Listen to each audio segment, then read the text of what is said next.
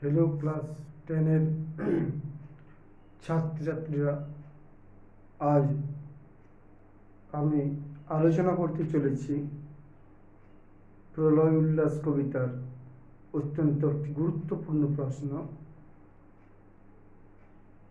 প্রশ্নটি হচ্ছে, দিগন্তরের কাদণ্ডটায় পিঙ্গল তার ত্রস্ত জটায়, পংক্তিটির তাৎপর্য ব্যাখ্যা করো। কবিতায় একদিকে যেমন দ্বাদশ রবির বহ্নি জ্বালা, দ্বাদশ রবির বহ্নি জ্বালা প্রকাশ পেয়েছে, দ্বাদশ রবির বহ্নি জ্বালা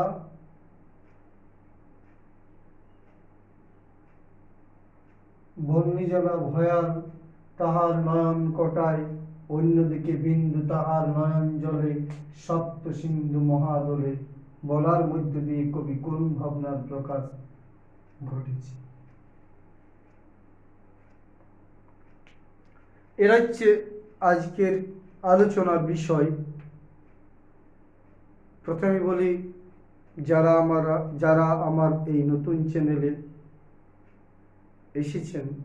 এসেছো, তো অবশ্যই সাবস্ক্রাইব, লাইক ও শেয়ার করবে। এটাই তোমাদের কাছে আমার একান্ত অনুরোধ। আর আমি তোমাদের জন্য নতুন নতুন ভিডিও নিয়ে আসব, বিভিন্ন প্রশ্নের আগে বোঝানোর মধ্য দিয়ে। পরবর্তীকালে আমি সেগুলো নোট আকারে লিখব। দেখো, এখানে যে প্রশ্নটি ছিল, দিগন্তরের কাদণ্ডটায় পিঙ্গল তার ত্রস্ত জটায়, পংক্তিটির তাৎপর্য ব্যাখ্যা করো। পংক্তিটির তাৎপর্য ব্যাখ্যা করো। দিগন্তরের কাদণ্ডটায় পিঙ্গল তার ত্রস্ত জটায়, পংক্তিটির তাৎপর্য ব্যাখ্যা করো। কবিতায় একদিকে দ্বাদশ রবির বহ্নি জ্বালা ভয়াল তার নয়ন কটায়, অন্যদিকে বিন্দু তাহার নয়ন জলে, সপ্ত মহাসিন্ধু দোলে। বলার মধ্যে দিয়ে কবির কোন ভাবনার প্রকাশ ঘটেছে?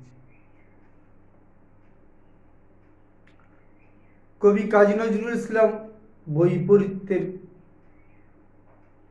সন্ধান করছেন, এবং বৈপরীত্যময়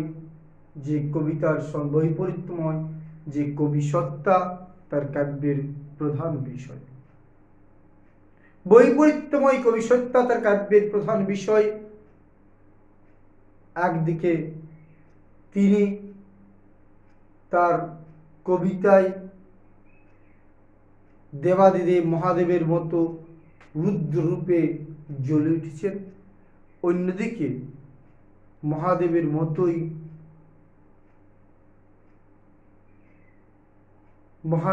মতোই তিনিও অশ্রুসিক্ত নয়নে কেঁদে উঠেছেন। তাহলে বলে, কবি নজরুল বৈপরীত্যময় কবি সত্তার প্রতীক, তিনি তার কাব্যে সেই বৈপরীত্যের সন্ধান করেছেন, এবং যা আমরা তার বিভিন্ন কবিতাতে কাব্যে লক্ষ্য করেছি। আর একদিকে তিনি শ্বেতাঙ্গ ইংরেজদের অন্যায় অত্যাচার অবিচার বিরুদ্ধে গর্জে উঠেছেন, অন্যদিকে শ্বেতাঙ্গের দ্বারা অত্যাচারিত অপমানিত মানুষের যন্ত্রণার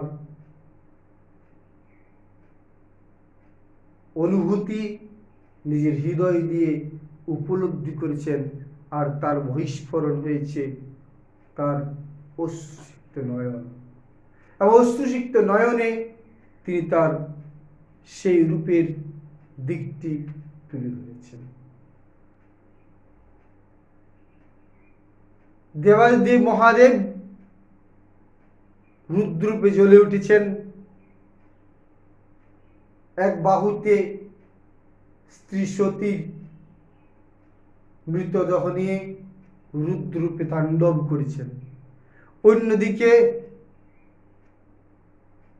তার অশ্রু দিয়ে তার অশ্রু অব্যক্ত অব্যক্ত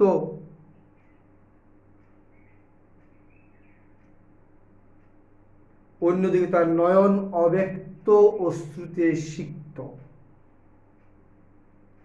তেমনি কবি নজরুলও বিদ্রোহী সত্তায় গর্জে উঠেছেন, আর অপর দিকে তিনি আপামর ভারতবাসীর ব্রিটিশদের দ্বারা অত্যাচারিত ভারতবাসীর অপমানের, আত্মসম্মানের, অবমাননার, ক্রোধের জ্বালায় অশ্রুসিক্ত নয়নে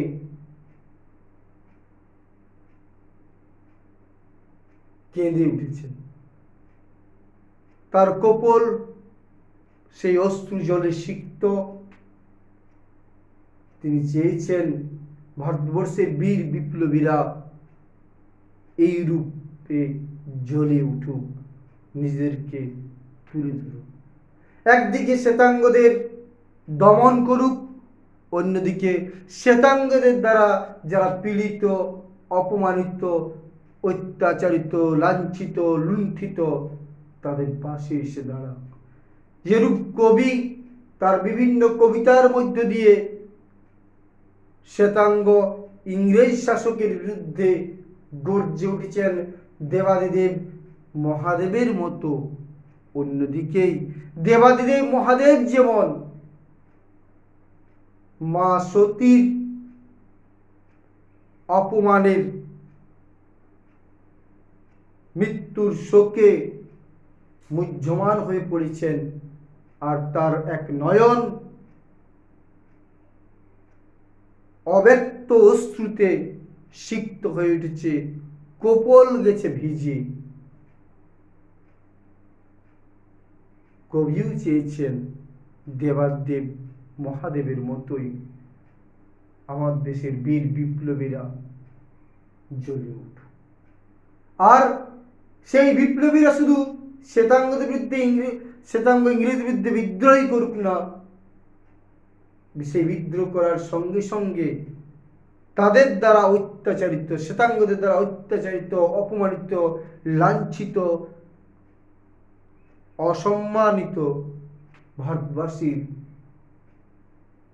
কাছে দাঁড়াতে বলেছেন।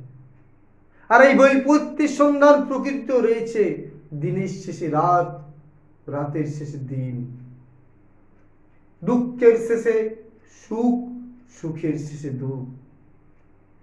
এই তার যে প্রকৃতিতে যে বৈপরীত্য, সেই বৈপরীত্য কবি মনেও রয়েছে। কবি নজরুল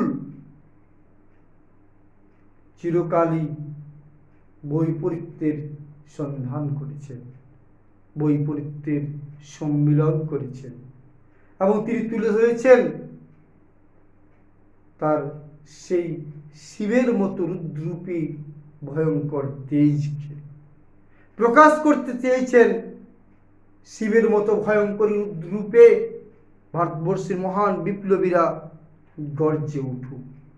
অন্যদিকে মা সতীর অপমানের, মৃত্যু শোকের যন্ত্রণায় যেমন অশ্রুসিক্ত হয়ে উঠেছিলেন বিপ্লবীরাও তেমনি এই দেবাদেব মহাদেবের মতোই গর্জে উঠুক। আসলে মহাদেব এক বাহুতে স্ত্রী সতীর মৃতদেহ নিয়ে উল্লাসে, ক্রোধের উল্লাসে রুদ্ররূপে নৃত্য করছেন, আর অন্যদিকে তার অন্য নয়নে দুঃখের বাড়ি রাশি কপোলকে সিক্ত করেছে। একদিকে প্রতিবাদ, অন্যদিকে অত্যাচারিত মানুষের পাশে দাঁড়ানোর ইঙ্গিত দিয়েছেন। কবি তার এই কবিতায়, প্রলয় উল্লাস কবিতায়, তার এই রূপের কথা তুলে ধরেছেন। বিদ্রোহী কবি কাজী নজরুল ইসলাম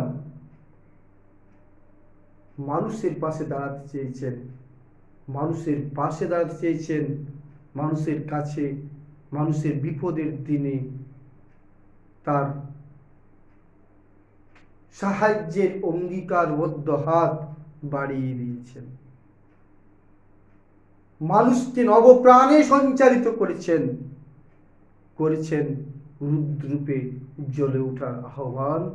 অন্যদিকে আপামর বিপ্লবী ভারতবাসীর,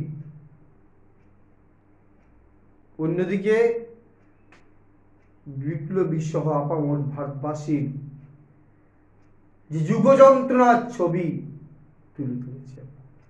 দ্বাদশ রবির বন্যি জ্বালা,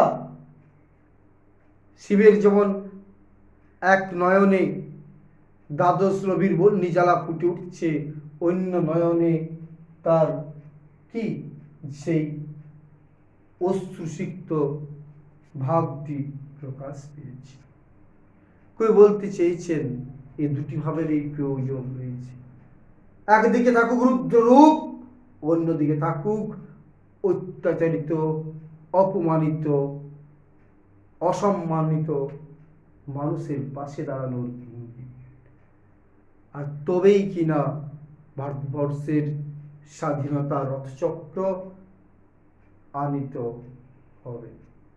অর্থাৎ কবি চেয়েছেন মানুষের পাশে দাঁড়াতে, কবি চেয়েছেন ইংরেজের বিরুদ্ধে গর্জে উঠতে, কবি চেয়েছেন অত্যাচারিত, অপমানিত সেই ভারতবাসীর পাশে দাঁড়াতে।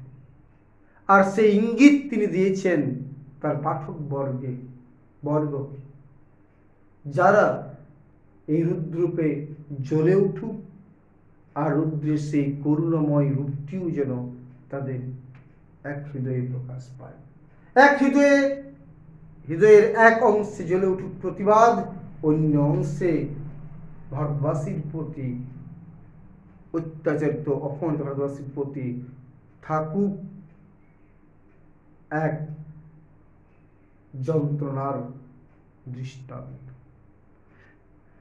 কবিতার প্রলয় উল্লাস কবিতায় সেই মৃত্যু শোকে কাতর সতী, যেমন সতীর মৃত্যু শোকে কাতর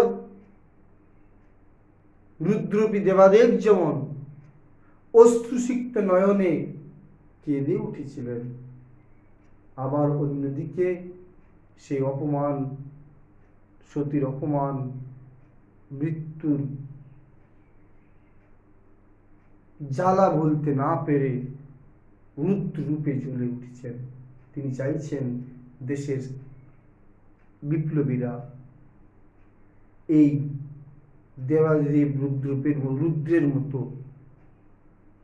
নিজেদের ভাবমূর্তির প্রকাশ ঘটান। একদিকে জ্বলে উঠুক প্রতিবাদে, অন্যদিকে আবার তার সেই কোমল রূপটি প্রকাশ পাক, যে কোমল রূপের মধ্য দিয়েই ভারতবাসীর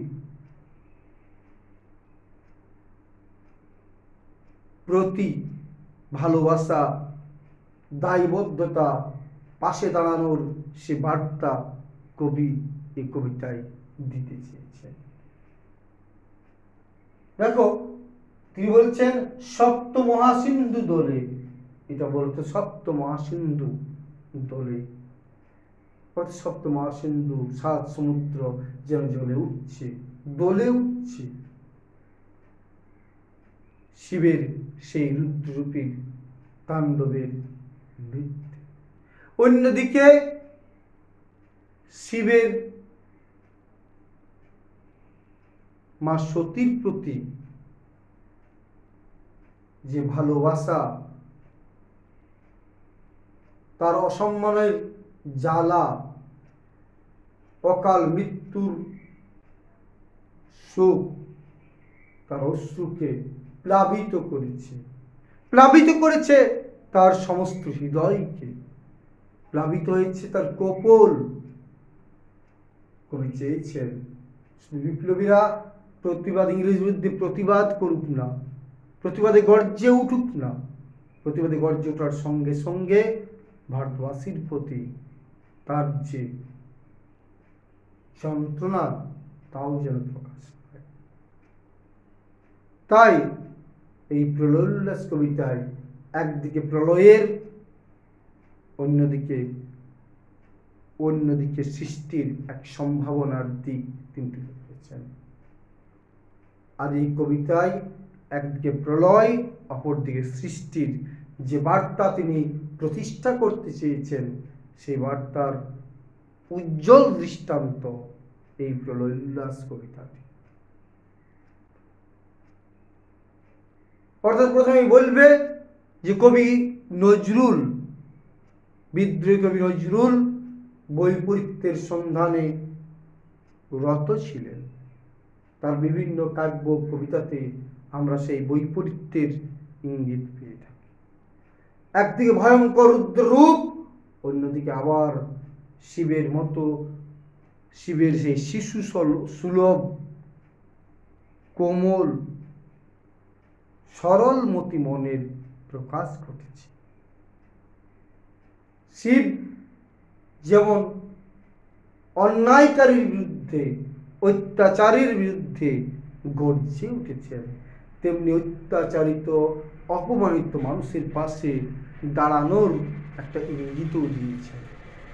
কবি নজরুলও চেয়েছেন তার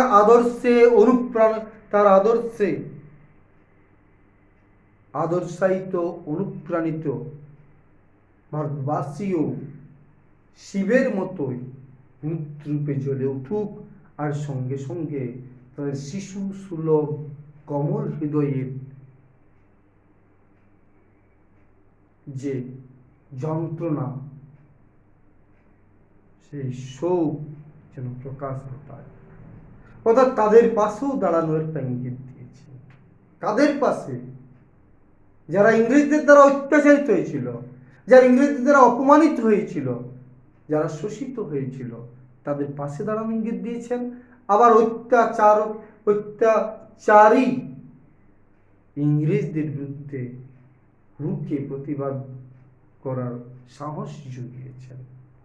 চেয়েছেন ভারতবর্ষের সেই মহান বিপ্লবীরা শিবের মতোই রুদ্ররূপে জ্বলে উঠুন। কেন কবি চিরকাল সত্য শিবম সুন্দরের উপাসক, অন্যদিকে তিনি শিবের মতোই আবার রুদ্ররূপেরও উপাসক। এই কবিতায় দুটি রূপ প্রকাশ পেয়েছে। একটি রূপ হচ্ছে রুদ্ররূপী শিবের মতো ভয়ঙ্কর এক রূপ, যেটা প্রতিবাদী সত্তায় ফুটে উঠুক। অন্যদিকে যারা ইংরেজদের দ্বারা অপমানিত, অত্যাচারিত, তাদের পাশে দাঁড়ানোর ইঙ্গিত। আর এটা করলে তবেই ভারতবর্ষের এক সুখদায়ক শান্তি ও স্বাধীনতা ফিরে আসতে পারে। সেই স্বাধীনতাই দিতে পারে মানুষকে মুক্তির প্রকৃত স্বাদ। এই কবিতায় লাইনের ব্যাখ্যায় আমরা এটাই বলতে পারি। পরের ভিডিওতে আমি আর অন্য বিষয় নিয়ে আলোচনা করব। যদি তোমাদের কিছু বলার থাকে, যদি অন্য কোনো কবিতা বোঝার থাকে, অবশ্যই কমেন্ট বক্সে গিয়ে লিখুন, আমাকে জানাও। ছাত্রদের কাছে আমার একটা অনুরোধ, তারা লিখে কমেন্ট বক্সে এবং তা তুলে ধরে। ভালো থেকো, সুস্থ থেকো, নিজের কাজ চালিয়ে যাও, কোনো কিছুর জন্যই নিজের লক্ষ্য থেকে ভ্রষ্ট হও না, এটাই আমার